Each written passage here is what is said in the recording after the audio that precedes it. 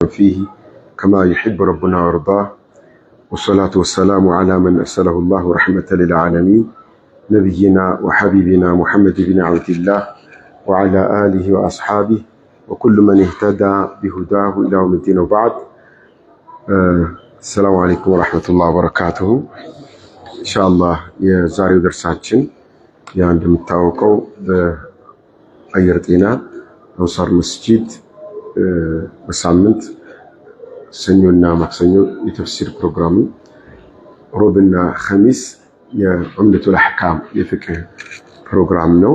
ዛሬ የፍቅህ ፕሮግራም ውስጥ ደርሳችን እንጀምራለን። ያው ኪታቡ ዑምደቱል አሕካም የተሰኘው ኪታብ ነው። ዑምደቱል አሕካም ባለፈው የመጀመሪያ ደርሳችን አይተናል። ዛሬ ሁለተኛ ደርሳችን እናያለን። ከሐዲስም ሁለተኛው ሐዲስ ነው።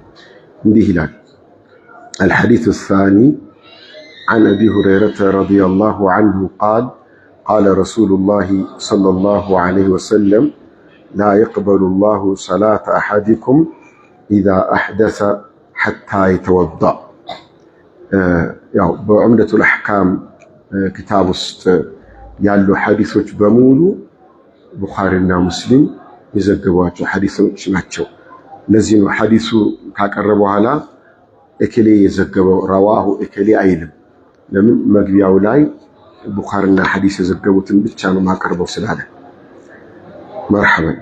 አቡ ሁረይራ ባሩት ሐዲስ ረዲየላሁ ዐንሁ ቃለ ረሱሉላህ ሰለላሁ ዐለይሂ ወሰለም የአላህ ሱብሓነሁ ወተዓላ መልእክተኛ እንዲህ ብለዋሉ ይለናል። ላ የቅበሉ ላሁ አላህ ሱብሓነሁ ወተዓላ አይቀበልም ሰላተ አሐዲኩም ያንዳችሁን ሰላት አላህ አይቀበልም ኢዛ አሕደሰ ወዱእ ከፈታ ኢዛ አሕደሰ ወዱእ ከፈታ ሐታ የተወደአ ወዱእ እስኪያደርግ ድረስ በዚህ ውዱእ ሲያደርግ ማንኛውም ሰላት ሊሰግድ አላህ አይቀበለውም ይላሉ። የሐዲሱን ቃል በቃል ስንመለከት ላ የቅበሉላሁ አላህ አይቀበልም ማለት ምን ማለት ነው? አላህ አይቀበልም ማለት ሰላቱ ውድቅ ነው ማለት ነው። ሰላቱ ውድቅ ነው። ያ ማለት ከእንደገና መድገም አለበት። አንድ ሰው ያለ ውዱእ ሰላት መስገዱን ካወቀ ከእንደገና መድገም አለበት። ሐደስ ማለት ደግሞ ሐደስ ማለት ውዱእ የሚያጠፋ ነገር። ሐደስ በሁለት ይከፈላል። ሐደሰል አክበር አለ፣ ሐደሰል አስገር አለ። አሁን እዚህ ጋር የተጠቀሰው ሐደሰል አስገር ነው። ሐደሰል አክበር የሚባለው ትጥበትን ግዴታ የሚያስደርግ ሐደሰል አክበር ይባላል። ያም ከአንድ ሰው ከባለቤቱ ጋር የግብረ ሥጋ ግንኙነት ካደረገ ሐደሰል አክበር ተከስቷል፣ የግድ ሰውነቱን መታጠብ አለበት። እንዲሁም አንድ ሰው በህልሙ ሊሆን ይችላል፣ በእውኑም ሊሆን ይችላል። የዘር ፍሳሽ ከወጣው ሰውነቱን መታጠብ ትልቁ ሐደስ ተከስቷል፣ ሰውነቱን መታጠብ ግድ ይለዋል። ሌላው ያው ሰውነት መታጠብ ግዴታ የሚያስደርጉ ሌሎች ነጥቦች አሉ። ለምሳሌ ሴት ከሆነች የወር አበባ እንደቆመላት ሐደሰል አክበር ነው፣ ሰውነቷን መታጠብ አለባት። የወለደች ሴትም የወሊድ ደሙ እንደቆመላት ሰውነቷን መታጠብ ግዴታ ነው፣ ሐደሰል አክበር ነው እሱ።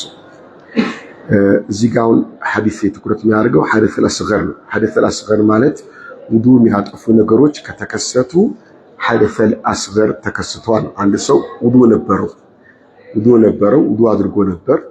ውዱእ የሚያጠፉ ነገሮች ከተከሰቱ ሐደሰል አስገር ተከስቷልና ይህን ሐደሰል አስገር ማስወገድ አለበት ይባላል። ከዚህ ጋር ተያይዞ ውዱእ የሚያጠፉ ነገሮች እነማን ናቸው? ወይም ሐደሰል አስገርን ተከስቷል የሚያስብሉ ነገሮች እነማን ናቸው? ምን ወደፊት የምናያቸው ቢሆንም እዚህ ቦታ ላይ ሐደስ ከሚለው አንጻር ጠቅለል ባለ መልኩ ማንሳት አስፈላጊ ነው። አንደኛው ከሁለት የሐፍረተ ገላዎች ከሁለት ባንዱ የወጣ ነገር ውዱእን ያጠፋል። ከፊት ለፊት ሐፍረተ ገላችን ወይም ከኋላ ሐፍረተ ገላችን የወጣ ነገር ውዱ ያጠፋል። ያ የወጣው ነገር ፈሳሽ ሊሆን ይችላል፣ ጠጣር ሊሆን ይችላል፣ አየር ሊሆን ይችላል። የወጣ ነገር በሙሉ ውዱን ያጠፋል ማለት ነው። ሁለተኛው ራስን መሳት ውዱ ያጠፋል። ራስን መሳት ውዱን ያጠፋል። አንድ ሰው ራሱን የሚስተው በጭልጥ በሚያደርግ እንቅልፍ ሊሆን ይችላል፣ ወይም ስካር ሊሆን ይችላል፣ ወይም እብደትም ሊሆን ይችላል። በተለያየ አጋጣሚ አንድ ሰው ራሱን ስቶ ከነበረ ሲነቃ የት ነበርኩኝ ምን ሆኜ ነበር ብሎ ካለ ራሱን ስቶ ነበር ማለት ነው። ውዱ ማድረግ አለበት። አይ ቅድም እኮ አድርጌያለሁ ቢል አይሆንም። ለምሳሌ ማደንዘዣ አንድ ሰው ተሰጥቶት ከዛ በፊት ውዱ ነበረው፣ ከውዱ በኋላ ማደንዘዣ ተሰጠው፣ ራሱን ሳተ። በኋላ ማደንዘዣው ሲለቀው ራሱን ሲያውቅ አይ ውዱ አለህ ቅድም ያደረክ ውዱ አለህ አንለው፣ ራሱን ስተዋል። ከዛ በኋላ ውዱ ያጠፋል ራስን መሳት። ሶስተኛው አላህ ይጠበቀንና ከእስላም መውጣት። ከእስላም ውጭ ሆኖ አንድ ሰው ተመልሶ ቢሰልም ውዱ ማደስ አለበት እንለዋለን። አይ ውዱ ነበረኝ ብሎ ቢል አይሆንም። ለምን? ውዱ ዒባዳ ነው። ዒባዳውን አንድ ሰው ከእስላም ሲወጣ የሰራውን ኸይር ስራ በሙሉ ሰርዞታል።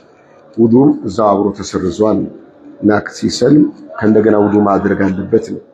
ሌላው ካሁን በኋላ ያሉት ነጥቦች እስካሁን ያሉት ሶስቱ ያለምንም ኺላፍ ሁሉም ዑለማዎች ዘንድ የተስማሙባቸው ናቸው። ቀጥሎ ያሉት ደግሞ ወደ 3 ወይም 4 ነጥቦች አሉ። በተለያዩ ዑለማዎች ዘንድ ያጠፋሉ አያጠፉም የሚል ምልከታ ያለባቸው ናቸው። ከዚህ ውስጥ አንደኛው ሐፍረተ ገላ መንካት፣ ያለ ግርዶሽ ሐፍረተ ገላ መንካት ውዱ ያጠፋል የሚሉ አሉ። አይ ውዱ አያጠፋም የሚሉ አሉ። ነቢያችን ሰለላሁ ዐለይሂ ወሰለም ሐፍረተ ገላውን የነካ ሰው ውዱ ያድርግ የሚል ሐዲስ አለ።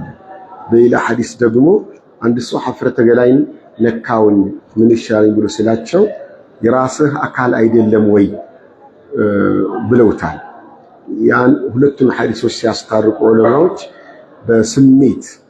በስሜት ሆኖ ሐፍረተ ገላውን የነካ ሰው ወንድሙን ሴት ውዱ ይጠፋበታል። የራስህንም ይሁን የሰውንም ይሁን ከስሜት ጋር በተያያዘ ከተነካ ውዱ ይጠፋል፣ ያለበለዚያ አይጠፋም። ግን በጥቅሉ ይጠፋል የሚሉ ዑለማዎች የራስህንም ይሁን የሰውንም ሐፍረተ ገላ የነካ ሰው በመንካቱ ብቻ ይጠፋበታል። ሌላው ደም ከሰውነት ደም መውጣት ወይም ትውከት፣ ብዙ ትውከት የወጣው ሰው ውዱ ይጠፋበታል የሚል አለ።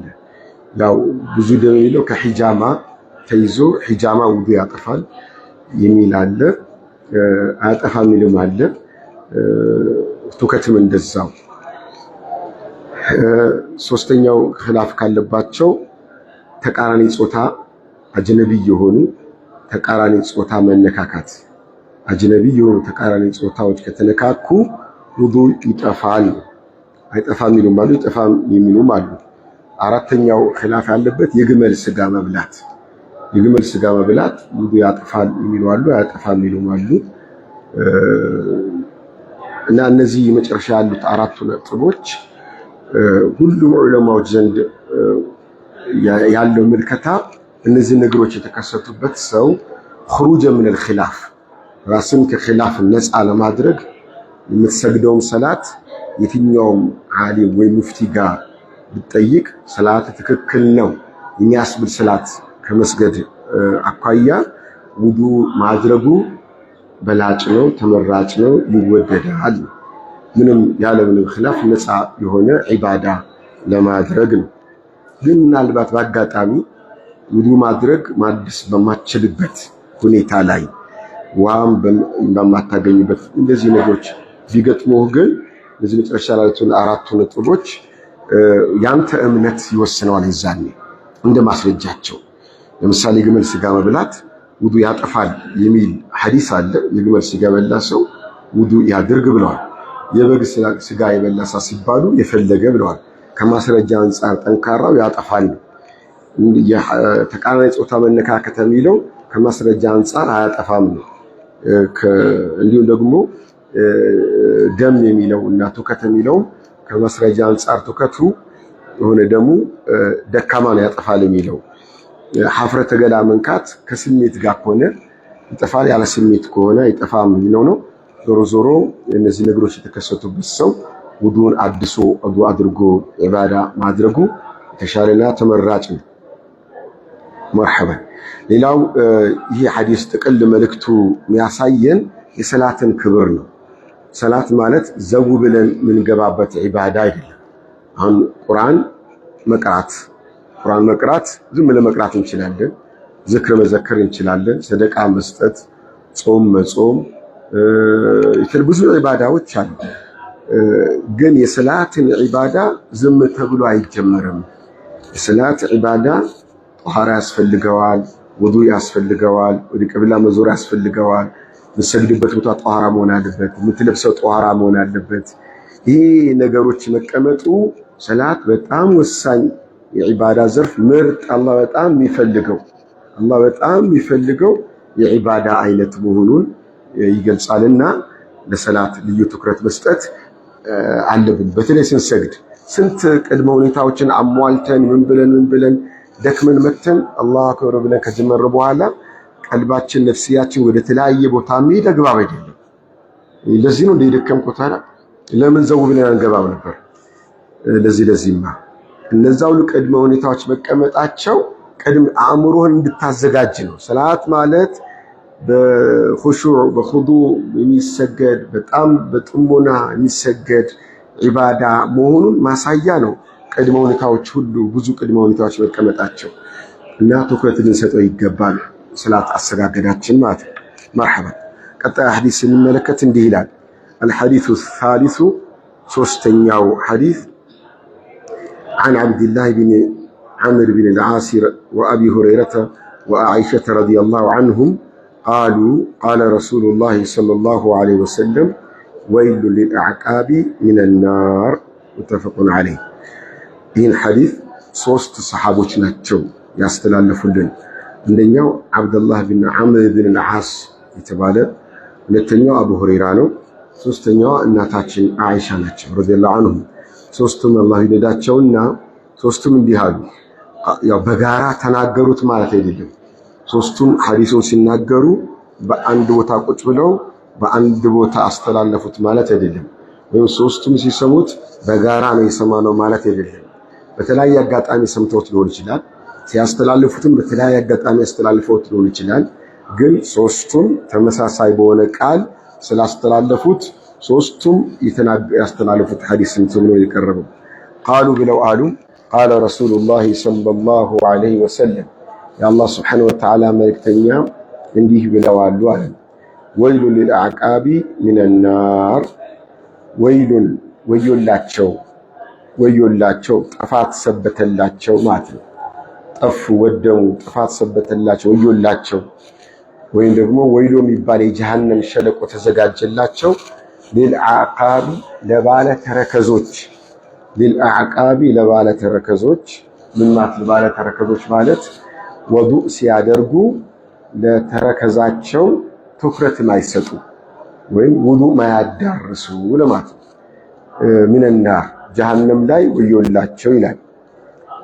ተረከዝ ስፔሻሊ የተነሳበት ምክንያት ሙሉ የውዱእ አካል ለመጥቀስ ነው ሐሳቡ። ነገር ግን ብዙ ጊዜ ችላ የሚባል ወይም የሚዘነጋ ቦታ ስለሆነ ተረከዝ ተነሳ እንጂ ማንኛውም የውዱእ አካል በትክክል ውሃ ካልደረሰው ወዮለት የሚለው ሐዲስ ይመለከተዋል። ተረከዝ የተጠቀሰበት ምክንያት ብዙ ጊዜ ስለሚረሳ ነው። ሌሎቹ ብዙ ጊዜ አይረሱም፣ ፊት ለፊት የሚታዩም ስለሆኑ ሰው ይተገብራቸዋል። የኋላ ተረከዝ ግን አንድም ደረቅ ነው። የኋላው ተረከዝ ደረቅ ነው። ውሃ ሲደፋበት ውሃውን አንሸራቶ ሊሄድ ይችላል። ውሃው አንዳንድ ማሸት በደንብ ማሸት ይፈልጋል። በተለይ በእግር የሚሄድ ሰው አሁን ጊዜ ጫማ ምናምን ካልሲዮም ምንም ስላለ ከሌላው ሰውነት ጋር እኩል ሊለሰልስ ይችላል። ግን በብዛት በነጠላ ጫማ የሚሄድ ሰው ወይም በእግሩ የሚሄድ ሰው ይደርቃልና ትኩረት ስጡት ነው፣ ችላ አትበሉት ነው። ከዚሁ ጋር በተያያዘ ቅድም እንዳልኩት ሌሎችም የውዱ አካሎች ከዚሁ ጋር ይያያዛሉ። ክርን ላይ ክንድ ላይ ያለው ቦታ እንደዛው የመጨምደድ ቆዳ የመጨምደድ ነገር ስላለ እንደዚህ እጥፍ ዝርገት ያደረግን እያሸን ካላዳረስነው በስተቀር ላይደርሰው ይችላል። ሁለቱ ክርኖች ውዱ ስናደርግ ክንድ ይሄ ክንዱ የእጅ አካል ነው ወይም የክንዳችን አካል ነው። የግድ ወደ ጡንቻችን አያልፍም ማለት ነው። የክንድ አካል የእጅ አካል ስለሆነ እሱም ጋር እንዲደርስ ትኩረት ማድረግ አለብን። እንዲሁም ፊታችን ስንታጠብ ደግሞ የአይናችን ስር ወደ አፍንጫ ጋር ያለው የአይን ስርም ብዙ ጊዜ ውሃ ላይ ደርሰው ይችላል። በተለይ ሁሉ ሰው እንደምታዩት የሰው የፊት ቅርጹ ተመሳሳይ አይደለም። አንዳንድ ሰው አይኑ ሰርገድ ብሎ ሊገባ ይችላል። አፍንጫው ወጣ ካለ ውሃው ላዩን ነው የሚነካው። ስለዚህ የአይኑ ስር ውሃ ላይ ይነካው ይችላል። እንደዚሁም የጆሮ ጥግጥግም ፊቱን ብቻ በማጠብ ጆሮቹ ጥግጥጋዎች የፊት አካል ናቸው።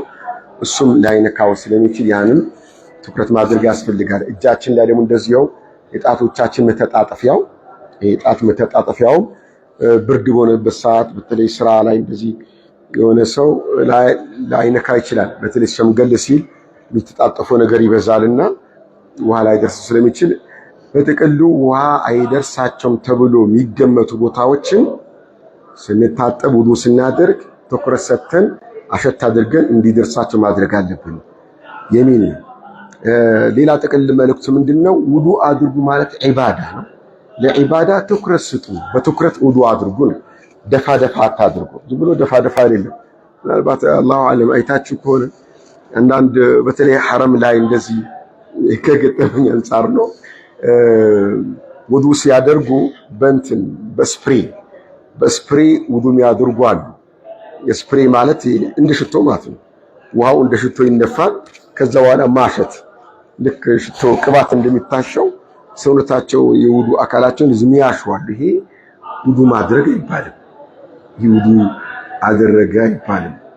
ውዱ ማድረግ ማለት ታጠቡ ነው። አላህ ፈግሲሉ ይሄ መታጠብ ይባላል ወይስ መቀባት ነው የሚባለው? መቀባት ነው እንጂ የሚባለው መታጠብ አይባልም። ታጠቡ ማለት የሚንጠባጠብ ውሃ መኖር አለበት ነው። መታጠብ የሚለው ሐሳብ የሚገኘው ሰው ውሃው ላይ የሚደፋል ጠብ የሚል ውሃ ካለ ታጥባሃል። ግን እዛው ከደረቀ አሸኸውን ቀባህ ነው እንጂ የሚባለው ወይም አበስክ ነው እንጂ የሚባለው ታጠብክ አይባልምና ይሄንም ጥንቃቄ እንድታደርጉ ነው። ስለዚህ ውዱ ስናደርግ በጥንቃቄ ነው። ሰውነትም ስንታጠብ እንደዛ ነው። በተለይ ሐዲሰል አክበርን ስናስወግድም እንደዛ ነው። ውሃ አይደርሳቸውም ብለን የምናስባቸው ቦታዎች ትኩረት መስጠት፣ ውሃውን በደንብ ማሸት፣ እጅን ማወራጨት፣ ደፋ ብቻ አድርጎ መውጣት መሆን የለበትም የሚለው ሐሳብ ያስይዘናል። መርሐባ። ከዚህ ሐዲስ አንፃር ምናልባት አንዳንድ ሰዎች በተለይ ሺዓዎች ጋር ነው እግር መታጠብ ግዴታ አይደለም የሚሉ አሉ። አላህ በቁርአን ወምሰሑ ቢአርጁሊኩም እግራችሁን አብሱ ነው የሚለው። ስለዚህ ሌላ ሰውነታችን እንታጠብ እግር ግን ማበስ ብቻ ነው ግዴታ አይደለም የሚሉ አሉ። ያለ ይዛ ተቃራኒ ሐዲስ እግር መታጠብ ግዴታ መሆኑን ይገልጻል። ወይሉ ለልዓቃቢ ሚነናር የሚለው እግር በውዱ ሰዓት እግር መታጠብ ግዴታ ዋጅብ መሆኑን ያሳያል። صريح ግልጽ የሆነ ሐዲስ ነው። مرحبا. الحديث الرابع أردت حديث عن أبي هريرة رضي الله عنه أن رسول الله صلى الله عليه وسلم قال أبو هريرة باروت حديث يا الله سبحانه وتعالى ملكتنيان به لالو إذا توضأ أحدكم عنداتشو وضوء سيادرك فليجعل يادرك في أنفه أفنشاو وسط يادرك ماءً أفنشاو وسط وها ياسكبا ثم ካስገባ በኋላ ሊስተንስር ይሰርነቅ ያውጣው ሊስተንስር ያውጣው ወመን استجمر በጧራ ሲያደርግ ድንጋይ ወይም ሶፍት ነገር በዚህ የሆኑ ነገሮችን የሚጠቀም ሰው ፈልዩትር ሶስቴ ያድርግ ውትር ያድርግ 3 ወይም 5 ወይም 7 ያድርግ ቁጥሩን وإذا استيقظ أحدكم አንዳችሁ ሲነቃ من نومه ከእንቅልፉ ሲነቃ فليغسل ይጠብ يديه ሁለት እጆቹን ይጠብ قبل በፊት أن يدخلهما ሁለት እጆቹን ከማስገባቱ በፊት في الإناء ዕቃ ውስጥ ለውዱ የተዘጋጀ ዕቃ ውስጥ ከማስገባቱ በፊት ثلاث ጊዜ ውጭ ላይ ይታጠብ فإن أحدكم ምክንያቱም አንዳችሁ ቋሉ لا يدري አያውቅምና ነው አይነ ባተት የዱሁ እጁ የት እንዳደረች አያውቅምና ነው ይላሉ ነብያችን ሰለላሁ ዐለይሂ ወሰለም። وفي لفظ لمسلم እስከዚህ ያለው ሐሳብ ቡኻሪና ሙስሊም በጋራ የዘገቡት ነው። ቀጥሎ ደግሞ ሙስሊም ብቻ የዘገበው ቃል አለ። وفي لفظ لمسلم ሙስሊም ብቻ ደግሞ በዘገበው فليستنشق አፍ ውስጥ فليستنشق استنشاق ያደርግ። استنشاق ማለት ውሃን ወደ ባፍንጫ መሳብ ነው። فليجعل في أنفه ماء በሚለው ፋንታ فليستنشق ወይስ ይሳብ بمنخريه በሁለቱ ቆሻሽቶ ያፍንጫው ቀዳዳዎቹ ምን خرمات ያፍንጫው ውስጥ ያስገባ من الماء ውሃ ያስገባል።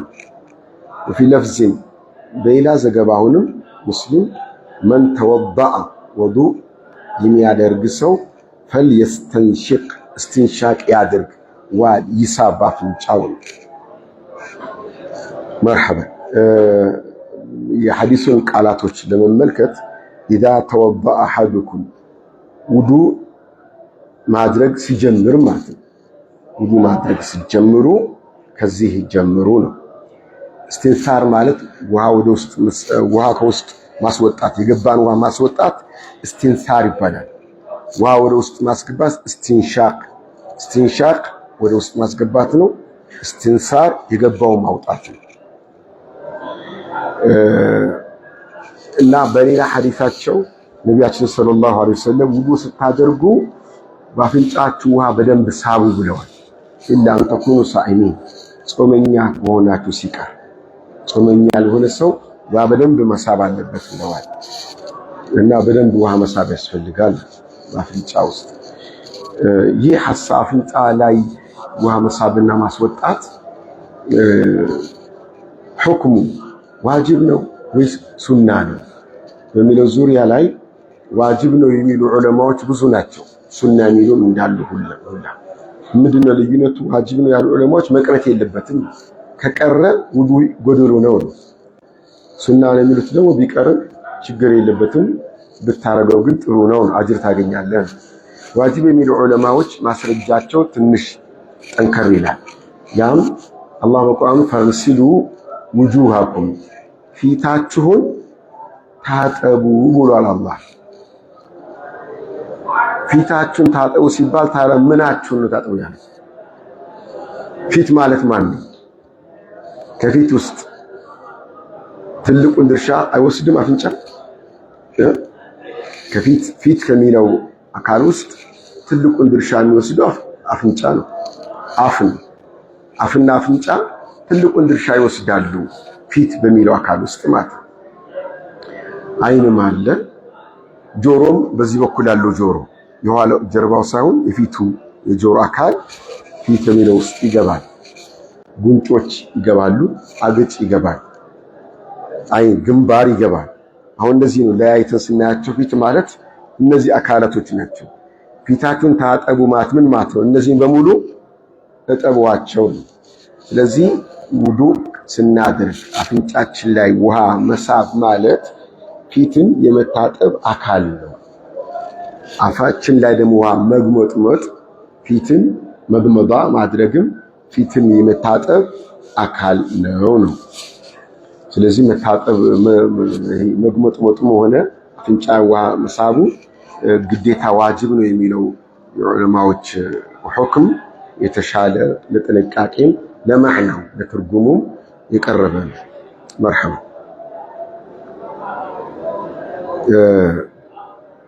እና ለብዙ በሽታ መድኃኒት ይላሉ። ይህ አፍንጫ ውሃ መሳብና ማውጣት ለብዙ በሽታዎች መድኃኒት ነው ይላሉ። መድኃኒትነትም ጭምራለው ነው። ጀይድ ቀጥሎ ወመን እስተጅመረ ፈልዩትር እስትጅማር ማለት በድንጋይ ደረቅ በሆነ ነገር በጥቅሉ ደረቅ በሆነ ነገር ጧሃራ ማድረግ እስትጅማር ይባላል። ደረቅ በሆነ ነገር ጧሃራ ማድረግ ያ ደረቅ ነገር ድንጋይ ሊሆን ይችላል፣ ደረቅ የሆነ ቡልቡል ያለ አፈር ሊሆን ይችላል፣ ጨርቅ ሊሆን ይችላል፣ ሶፍት ወረቀት ነገር ሊሆን ይችላል። ብቻ ደረቅ መሆን አለበት ነው። አንድ ሌላው እስትጅማር የሚደረግበት ነገር መምጠጥ የሚችል መሆን አለበት። ደረቅነቱ ብቻ አይደለም። አምለስ ከሆነ እንደ መስታወት ነገር የሚያዳልጥ ከሆነ ነጃሳውን አያነሳም። ስለዚህ አምለስ ወይም ልሙጥ መሆን የለበትም። ያ ነገር የሚመጥ መሆን አለበት ነው። ሌላው በራሱ ክብር ያለው ነገር መሆን የለበትም። ደረቅ መሆኑ ብቻ ሳይሆን ክብር ያዘለ ነገር መሆን የለበትም። ክብር ያዘለ ማለት ምግብ መሆን የለበትም። ፋንዲያም መሆኑ ተከልክሏል። ፋንዲያነት በፋንዲያ በከብትም የትኛውም የእንስሳ ፋንዲያ ማደራረቅ ተከልክሏል። ነጃሳ ስለሆነ አይደለም የተከለከለው፣ የጅኖች ምግብ ነው የሚል ዘገባ አለ። ስለዚህ ምግብ የሚለው አጥንትም ተከልክሏል። በአጥንትም አይደረግም። የጅኖች ምግባቸው ነው የሚል ዘገባ ስላለ የእነሱም ሐቅ ከመጠበቅ አንጻር ነው። ስለዚህ ክብር ባለው ነገር ላይ መሆን የለበትም ነው። አንዳንድ ወረቀቶች ክብር ያላቸው ወረቀቶች ይኖራሉ፣ እስላማዊ መልእክት በውስጣቸው የያዙ በየትኛውም ቋንቋ ይሁን በየትኛውም ቋንቋ ወይም በየትኛውም ፊደል ይሁን የተጻፈባቸው ነገር እስላማዊ መልእክት ያለው ከሆነ ይከበራል። ያ እስላማዊ መልእክት ይዟል። በተለይ አረብኛ ከሆነ ጠንከር ይላል ጉዳዩ። ለምን ጋዜጣ አይሆንም የሚሉም አሉ። አልሙሂም የተከበረ ነገር መሆን የለበትም እና በዛ እስትጅማር ስንጠቀም ፈልዩትር ውትር ማድረግ አለብን። 3 የተጠቀም አራተኛ ካስፈለገ አምስተኛ ድገም። በቃ ዝም ብለህ ድገም። አልቋል በደንብ ጨርሻለሁ ብለህ ብትል እንኳን አምስተኛው ድገም። አይ አምስተኛው አላለቀም ብላ አጠራጥሮ ወደ 6 ከገባ ሰባተኛው ድገም። በቃ ውትር መሆን ስላለበት ግድ ወደ 7 ሂድ። 7ም አድርገህ ትንሽ ተጠራጥረ 8ኛ ከደገምክ 9ኛ መድገም አለበት የሚል ነው ውትር ማለት። ውትርነቱ ያስፈለገው ተዓቡደን ነው። በቃ ውትር በጣም ተወዳጅ ነው በእስላም ውትር በጣም ተወዳጅ ነው በብዙ መልኩ 1 3 5 በተለይ 7 የሚለው ውትር በብዙ ቦታዎች ይነሳል። በብዙ ቦታዎች 3 እና 7 ጎደሎ ቁጥሮች ብዙ ቦታ ይነሳሉ። እንደው ሌላውም ህይወታችን ላይ ማንኛውም ነገር ውትር እናድርገው ማለት አይደለም። ግን ሸሪዓዊ ሆኖ ውትር አድርጓቸው የተባልናቸው ነገሮች ላይ ግን ትኩረት ማድረግ ይኖርብናል ነው። ውትር ያስፈለገበት ምናልባት ጥቅል መልእክቱ በደንብ እርግጠኛ እንድትሆን ነው።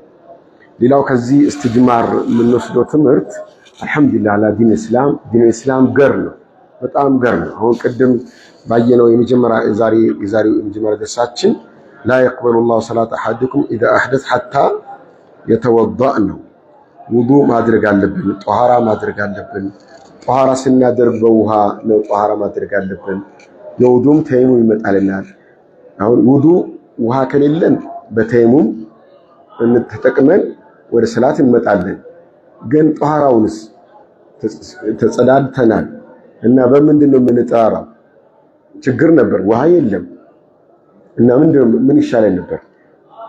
ከባድ ነበር ማለት ነው። እስላም በጣም መጠራራትን ስለሚፈልግ ውሃ ኖረም አልኖረም ይሄንን ትችላላችሁ ነው። ውሃ በሌለበት ጊዜማ ምን ባቢል አውላ በቃ ባይበልጥ እስትጅማር እናደርጋለን። ስለዚህ አፈጻጸሙን በደንብ ልናውቅ ይገባል። አንዳንድ ፉቃሃዎች በፍቅህ ኪታብ ደረጃ ጥብቅ የሆነ አፈጻጸም አውጥተውለታል። ጥብቅ የሆነ አፈጻጸም ማለት ለእስትብራኡ ማለት ነው። እስትጅማሩ ጥብቅ የሆነ አፈጻጸም ማለት ሽንቱ ከወጣበት ክልል አልፎ ወደ ሌላ አቅጣጫ መዛመድ የለበትም። ከተዛመደ ውሃ ግድ ነው።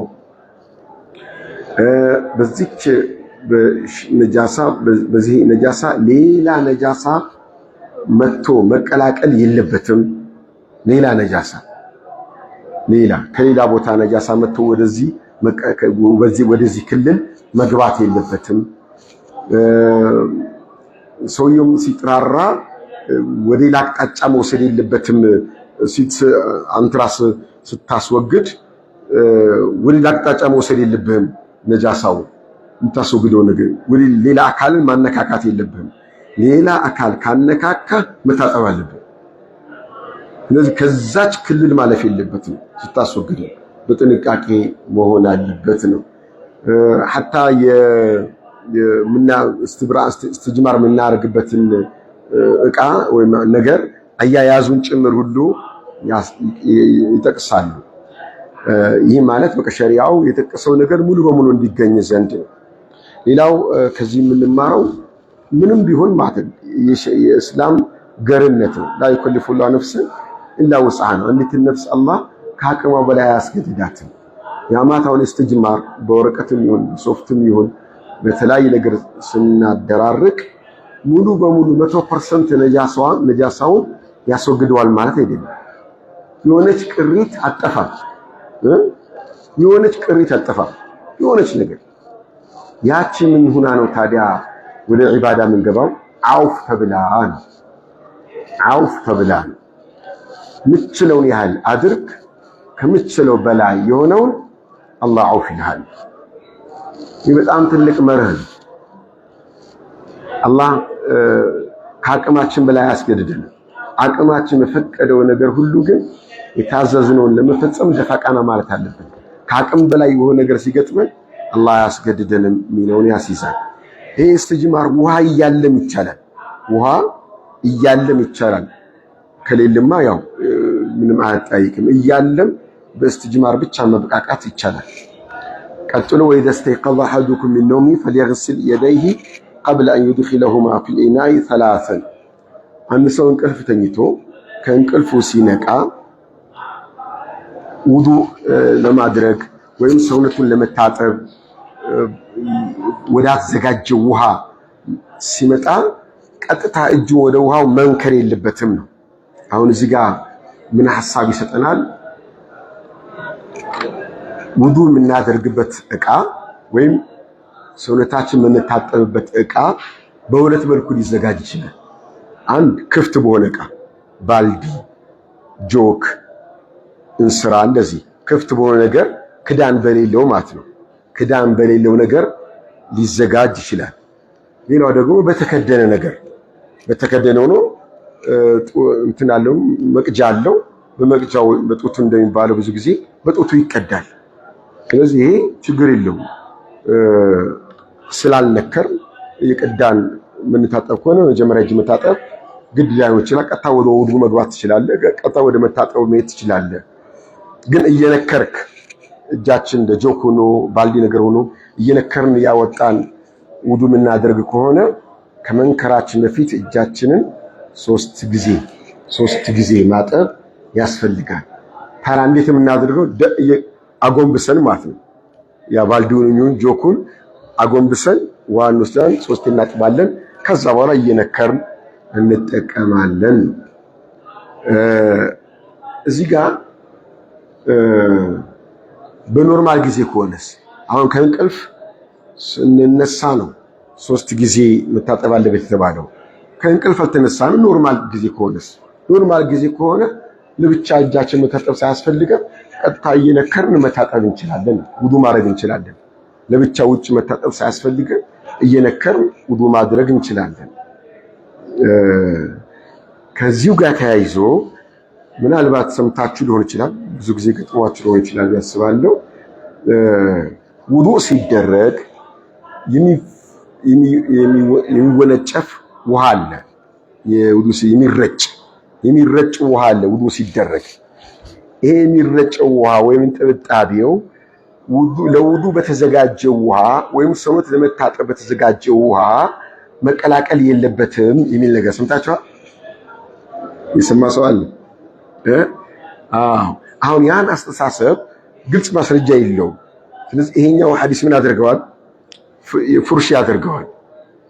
እየነከርክ እንኳን ማድረግ ትችላለህ፣ እንኳን አይደለም የሚረጨው አይደለም ውሃው እጅ ላይ ከነ እጅ ማስገባት ትችላለህ የሚል መልእክትም ጭምር አለውና ውዱ የሚደረግበትን ውሃ አያበላሸውም። ውዱ ስናደርግ የሚረጨው ርጭት በውዱ ውሃ ላይ ቢገባ የውዱን ውሃ ላይ ተጽዕኖ አያረግበትም፣ ምንም ተጽዕኖ አያረግበትም የሚለውን ሐሳብ ከዚህ ሐዲስ በግልጽ እናገኛለን ነው። ሌላው ከእንቅልፋችሁ ስትነቁ አሉ። ከዛን እንደ ምክንያት ያቀርቡት ምንድነው? ፈኢነሁ ላ የድሪ አይነ ባተት የድሁ እጁ የት እንዳደረች አያውቅምና አለ። አንዳችሁ በተኛችሁበት እጃችሁ የት እንደምታድር አታውቁም አለ። ያ ማለት ምን ማለት ነው? ብዙ መልእክት ሊኖረው ይችላል።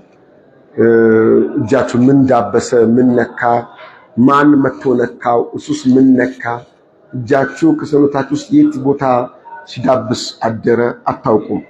እጃችሁን ማን መቶ እየነካካው ሄደ የምታውቁት ነገር የለም። ስለዚህ ታጠቡ ይላሉ ነቢያችን ሰለላሁ ዐለይሂ ወሰለም። እጄ የት እንዳደረች ለማወቅ ጓንት ለብሼ ባድርስ፣ እጄን ጓንት ለብሼ ባድር ከዛ ጠዋት ስነሳ ጓንቱን ባወልቀው ይመለከተኛል። አሁን ይመለከታል። የሆነ ቦታ አስሬ ባስቀምጣው እጄ ነው ታስሯል፣ የት ነው? አሁን ይመለከታል። ለምን? ይሄ ረፍዕ ሐደስ በጥቅሉ የውዱ ስናደርግ እንዲያርጉ የሚለው ይሄ ውዱ ያጠፋል፣ ይሄ ነገር ውዱ ያጠፋል፣ በዚህ ታጠቡ የሚለው ነገር ተዓቡድ ነው። በቃ ይሄ ተዓቡድ ነው። በዛኝ ታዘናል፣ የታዘዝነው መተግበር ነው። የግድ ከአቅላችን ጋር መሄዱ የግድ አይደለም። በቃ የታዘዝነው መፈጸም ነውና በምንም መልኩ ቢሆን በቃ ሳትታጠብ መንከር የለብህም። ሌላ አሁንም የቀን እንቅልፍሳ አሁን በማ አይነ ባተት ሲል የት እንዳደረች ነው። እጃችሁ የት እንዳደረች አታውቁም የሚለው ማደር ማለት የቀን ነው ወይ ማታ ነው? ማደር የሚለው ብዙ ጊዜ መቼ ነው? የማታ ነው። ስለዚህ ከማታ እንቅልፍ ስንነሳ ነው ይሄ የሚመለከተን ነው። ግን አንዳንድ ዑለማዎች ባተት ማለት ሳረት ምን እንደሆነች እጃችሁ ምን እንደሆነች ባተት የሚለውን ሳራት በሚል ተርጉሞት ምን እንደሆነች አይታወቁም ብሏልና የቀን እንቅልፍን ቦን ተኝቶ ተነሳ ሰው መንከር አይችልም ሳይታጠብ ይላሉ። ነገር ግን ሐሳብ በሌላ ዘገባ ከማታ እንቅልፍ መሆኑን የሚገልጽ ሌላ ዘገባ አለ። የማታነትን የሚያሳይ ሌላ ዘገባ ስላለ በማታው እንቅልፍ ላይ ብቻ የተገደበ ይሆናል ነው። مرحبا.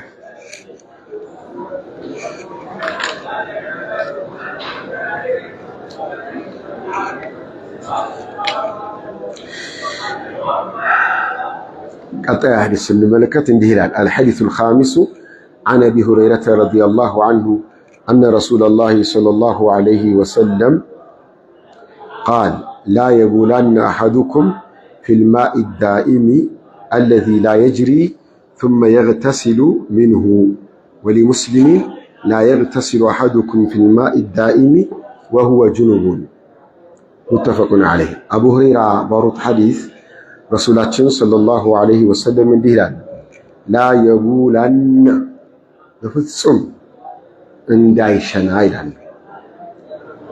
እንዳይሸና የሚለው ቃል لا يبول ብቻ በቂ ነበር። ግን ላ የቡላነ ምትለው ኑነ ተውኪድ ትባላለች። ማጥበቂያ ነው። በፍጹም እንዳትሸኑ አሐዱኩም ማናችሁም ቢሆን እንዳይሸና ፊልማኢ በውሃ አዳኢም ቋሚ በሆነ ወራጅ ባልሆነ ፈሳሽ ባልሆነ አንድ ቦታ ላይ ተቀማጭ በሆነ ውሃ ውስጥ እንዳትሸኑ። አለዚ ያ ዳኢም ቋሚ ውሃ ማለት ምን ማለት እንደሆነ ሲገልጹ ላ የጅሪ የማይፈስ ወራጅ ያልሆነ ውሃ ላይ እንዳትሸኑ። ثم يغتسل منه ሸንተህ በስታበቃ ተመልሰህ ልትታጠብበት ለውዱም ይሁን ለጀናባም ይሁን ተመልሰህ ልትገለገልበት እዛ ልትሸና አይገባም። አይ አንገለገልበትም፣ ለትጥበትም ለውዱም ለምንም ነገር አንገለገልበትም። ኦሬዲ ቆሻሻ ውሃ ነው ከሆነ ያው እንደ መጸዳጃ ቤት ካየው መጸዳጃ ቤት ነው ማለት ነው። ግን ውሃው አገልግሎት የሚሰጥ ከሆነ ግን ልትሸኑበት ልትጸዳዱበት በፍጹም አይገባም ነው። ሙስሊም መዘገበው ላ የግተሲል አሐዱኩም አንዳችሁ አይታጠብ ፊልማኢ ዳኢም ቋሚ በሆነ ውሃ ውስጥ አይታጠብ ወሁወ ላ የግተሲል አሐዱኩም ፊልማኢ ዳኢም ወሁወ ጁኑቡን ጀናባ የሆነ ሰው ቋሚ በሆነ ውሃ ውስጥ አይታጠብ ይላል። ውስጥ ገብቶ ማለት ነው መታጠብ የለበትም ይላል። መርሐበን የዚህ ሐዲስ ቃላቶችን ስንመለከት ላይ ቡላን የሚሆን አይተናል። አለዚ ላይ የጅሪ ማለት የማይፈስ ውሃ ማለት ነው። ወንዝ ያልሆነ ባህር ያልሆነ ማለት ነው።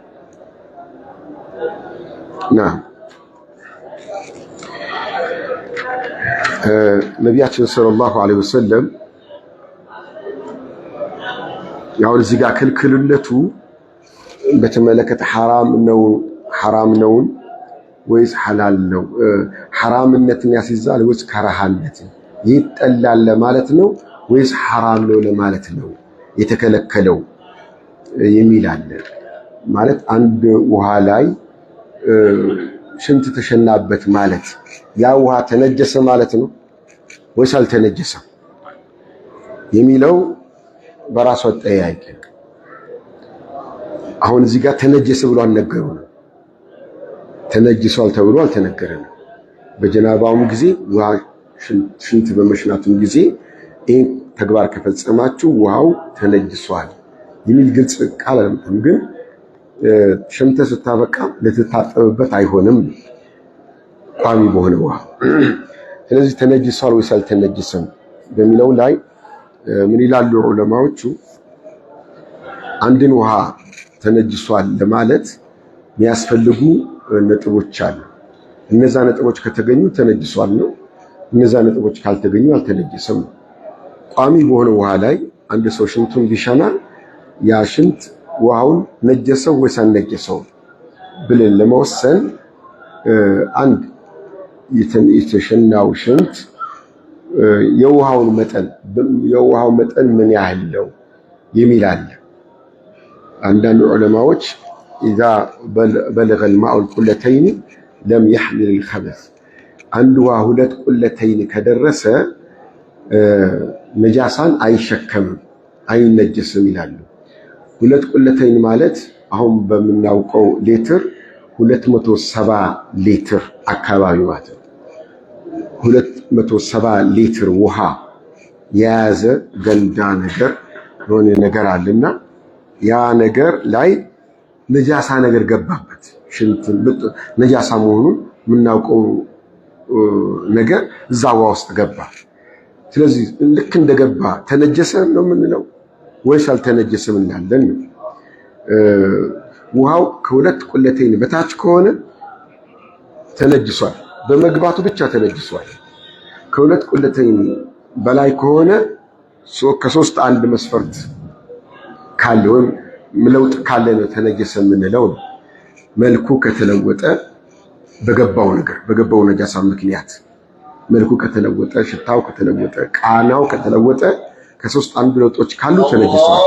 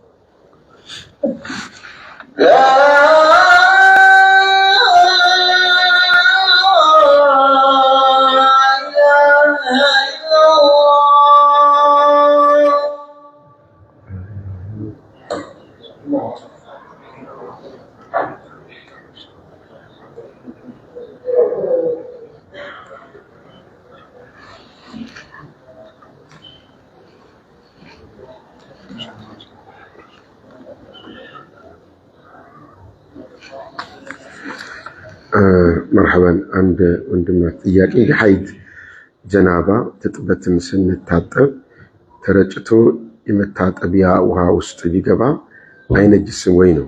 ያው ቀደም መልሼዋለሁኝ በውዱ ስለመለስኩት የጀናባውን መስማት ፈልጎ ሊሆን ይችላል። ጥያቄው የጠየቀው ተመሳሳይ ነው፣ ከውዱ ውሃ ጋር ተመሳሳይ ነው። እንደውም የጀናባ ትጥበት ላይ የበለጠ ጭብጥ ማስረጃ አለ። ያም እናታችን ነቢያችን ሰለላሁ ዐለይሂ ወሰለም ከባልተቤቶቻቸው አንዷ እንደዘገበችው ጀናባ ስንታጠብ አለች፣ ጀናባ ስንታጠብ የውሃ ገንዳ አለ ወይም ውሃ ያለበት ውሃውን የያዘው እቃ አለ እና ያን እቃ እጃችን ስንነከር የሁለታችን እጅ ይጋጭ ነበር ትላለች። አንደሳቸው ሲያገቡ እጃቸው አንድ እሷ ስታስገባ እጃችን ይነካካ ነበር፣ እየነከሩ ነበር የሚታጠቡት። ያ ማለት ያው ጀናባውን ታጥበው አልጨረሱም፣ እየታጠቡ ነው። እጃቸው እዛ ውስጥ ተነከረ ማለት ነው። የውሃው የጀናባው ቅሪት እዛ ውስጥ ይገባል። ለዚህም አይነጅሰው እንኳን ሊነጅሰው ውሃ ማስወገዱን ጀናባን የማስወገድ ደረጃውን አይቀንስበትም። እና ይህ ብዙ በሆነ ውሃ ውስጥ ብዙ የሚባለው ውሃ 270 ሊትር ብሎ የወሰዱ አሉ። እና ዑለማዎች የብዙ ውሃን ምንነት ሲገልጹ ብዙ ውሃ ማለት ጫፉን ላይ እንጨት ወይም በእጅ ስታንቦራጭቀው ይህ የሚንቦራጭቀው ነገር ዳር ሳይሄድ መሃል ላይ ሞገዱ አለደል የውሃው ሞገድ ሲንቦራጭቅ ሞገድ ያመጣል። ያ ሞገድ ጫፍ ሳይደርስ ወዳኛው ጫፍ ሳይደርስ መሃል ላይ ሞገዱ ከጠፋ ያ ውሃ ብዙ ነው ይላሉ። ግን እዚህ ጋር ስታንቦራጭቅ ዘንቦራጭ ከሆነ ግን ትንሽ ውሃ ነው እሱ በማለትም የሚለዩ አሉ። ስለዚህ ትንሽ የሆነ ውሃ ነጃሳ ከገባበት አያገለግልም። ለምን በቃ ቀየረው አልቀየረው ውስጥ አንገባም ነው። ብዙ ውሃ የተባለው ውሃ ውስጥ ነጃሳ ከገባ መልኩን ከቀየረ የገባው ነጃሳ ወይም ሽታውን ከቀየረ ወይም ቃናውን ከቀየረ ነው ተነጀሰ የምንለው። እነዚህ ነገሮች ካልቀየረ ግን ተነጀሰ አይባልም።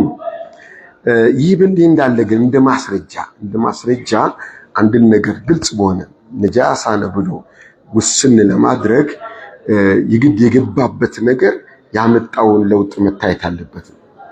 አንድ በቅድሚያ ውሃውን ጧሃራ ብለን መስማማት አለብን። በቅድሚያ አንድን ውሃ ጧሃራ ብለን መስማማት ያስፈልጋል። ጧሃራ ማለት ከስያሜው ጀምሮ ውሃ ብቻ ተብሎ የሚጠራ ይሁን። ውሃ ተብሎ የሚጠራ ከሆነ ተፈጥሯዊ ውሃ ምናልባት የመጀመሪያው ደርሳችን ላይ በሰፊው አይተነዋል ብዬ አስባለሁ። ውሃ ማለት ምን ማለት ነው የሚለውን ነገር እና ውሃ ተብሎ የሚጠራ ውሃ ላይ ነጃሳ ከገባ ያ ነጃሳ ተጽዕኖ ካሳደረበት ብቻ ነው ተነጀሰ የምንለው እንጂ ተጽዕኖ ካላደረሰበት ተነጀሰ አንልም።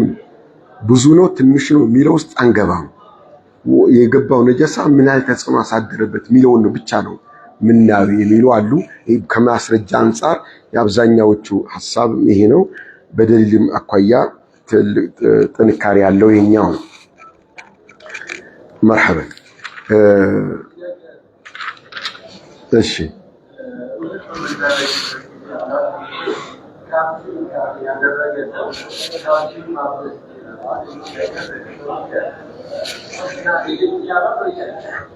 ስለ መስህ ዐለል ኹፈይን ነው የሚጠይቁት።